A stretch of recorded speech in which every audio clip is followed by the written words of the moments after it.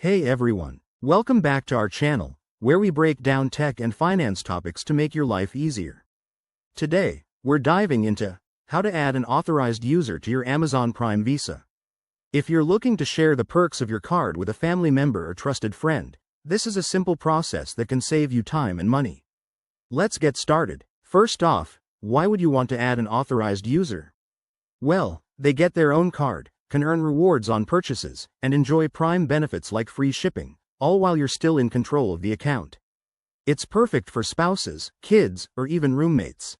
But remember, you're responsible for all charges, so choose wisely. To begin, you'll need to log into your Chase account online or through the Chase mobile app. If you don't have an account yet, head to chase.com and set one up. It's quick and secure.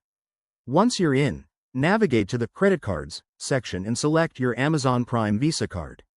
Look for the Account Services or Manage Card option. That's where the magic happens. Next, find and click on Add Authorized User. You'll be prompted to enter the person's details, including their full name, date of birth, social security number, and mailing address. Double-check everything for accuracy to avoid any delays. Chase uses this info for verification.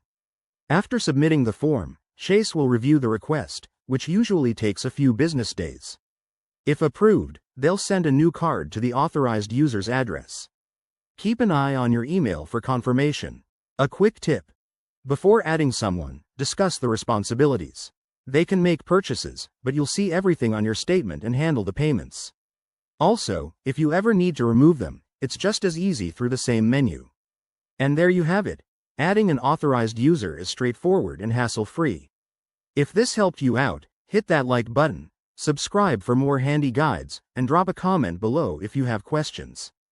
Thanks for watching, and see you in the next video.